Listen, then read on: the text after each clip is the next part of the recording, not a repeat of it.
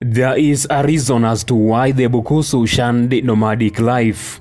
They were forced to embrace a quasi-settled life, and this is because they had some specific crops which they were obliged to cultivate. The crops were significant to them, used in performing certain rituals. One of the crops was bananas. Bananas are indispensable during circumcision, when boys are getting out of seclusion, and a compulsory ingredient in any celebration. The Bukusu have equated a banana stalk to a human being. If a family member is feared dead and his body cannot be traced, the stalk is buried in lieu of the body. The obligation to cultivate the crops as well as their love for livestock rearing discouraged them from nomadic life.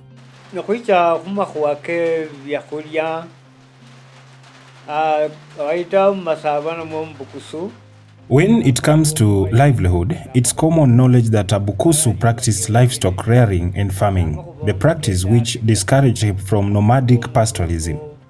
He lived in established homesteads. They had land allocated to family members such as the mother, where crops were grown. Because of the crops, these people would not migrate easily. Their food was mainly from crops, and the main crop, which was the basic structure of all cultural practices, was millet. Millet is the most treasured crop. It will be sowed at specific time and harvested at specific time of the year, used in numerous rituals.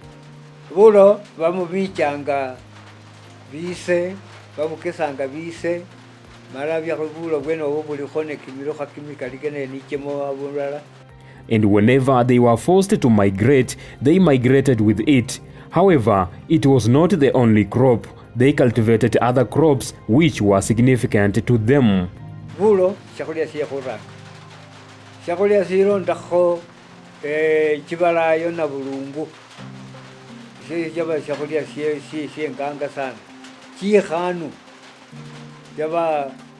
The most valued crop was millet. The second in order of importance was hyacinth beans, a very important food. Simsim, an amazing foodstuff. All the crops I mentioned are grown with specific purposes. We have sweet potatoes. They are of various varieties. These sweet potatoes were indispensable in any homestead. Bananas too came in various varieties. We shall discuss that in details later on. Bananas played a significant role. In all cultural practices, bananas are vital. White yam was another meal. We also had nuts, a very vital meal although people despise it. Well-prepared nuts will make you forget about other meals. Cassavas were introduced the other day. Same with sorghum, although we embraced it fully. Maize reached Bukusu land in 1920.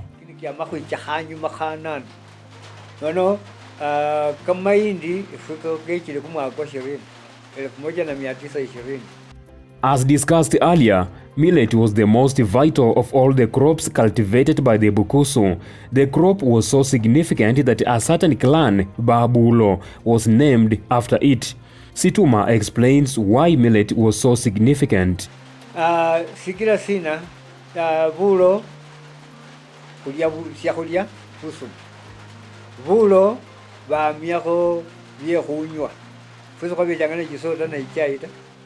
Millet was the backbone of all cultural practices among the Bukusu.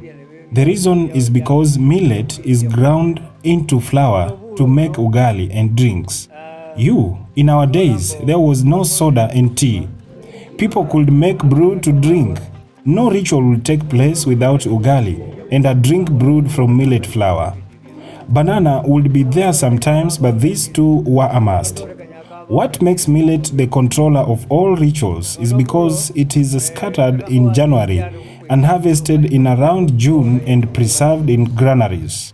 In July, people will tithe and celebrate the harvests. During the ceremony, a father will slaughter a goat or, if in a position, slaughter a cow. Ugali will be prepared in plenty and alcohol brewed.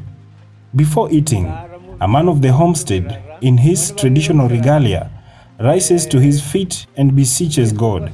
See, O our God, you gave us energy and ability to grow and harvest our millet. Now, give us the ability to celebrate the harvest.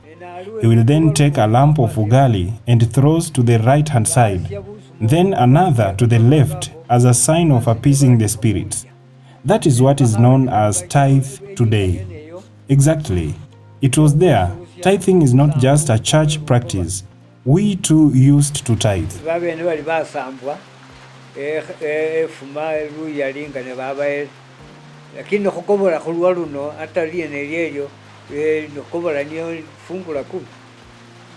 Another reason as to why the harvesting of millet is celebrated and even fast fruits given as offering is because millet, unlike bananas, potatoes and other crops, is grown and harvested seasonally.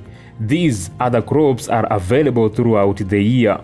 No other ritual or celebration can be undertaken before tithing. This is also evident during the blessing of circumcision knives, a ceremony held in July before circumcision in August. Embalo inonga Bukusu ne bagonda bali kumwezi kwa munana bamana na kubula naye bulo buno wakana kwakesa kumwaka ulimone kimyaka kibiri. The Bukusu chose August for circumcision based on the harvest of millet. Again, note that odd years are set aside for remembering the dead, while even years are for giving advice.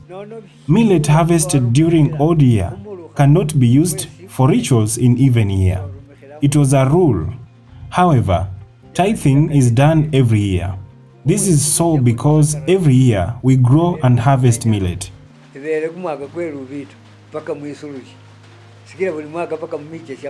Crops such as bananas and sweet potatoes are garden crops. A family must have their own. Because these crops are harvested continually, they are meant to ensure availability of food to avert starvation. Old men refer to them as children's meals.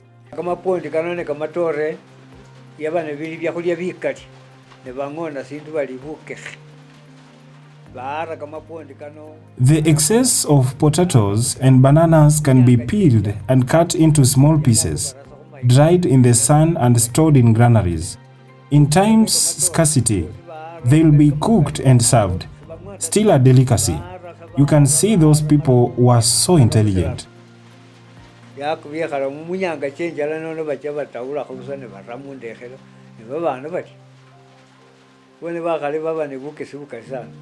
Groundnuts will be dried, grounded and stored in pots. They had a range of uses, among them a source of cooking oil and also an important ingredient during wedding ceremonies.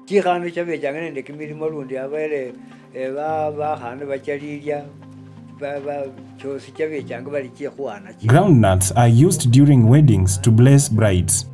They are randomly thrown in the air. Today I see flowers being used. Groundnuts were used to add flavor to vegetables or eaten as stew. In terms of vegetables, we had wild herbs such as spider plant, African nightshade, Jew's mallow, among others.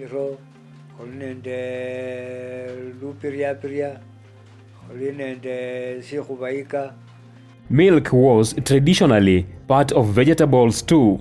It would be drunk fresh or, as it were in most cases, fermented in a gourd. It would be served together with potatoes, ugali, white yams, bananas. With all the energy, you can guess why polygamy among the Bukusu was a necessity. Thanks for watching Culture Hub TV. More episodes coming up. Don't forget to subscribe, like and share the video with your friends.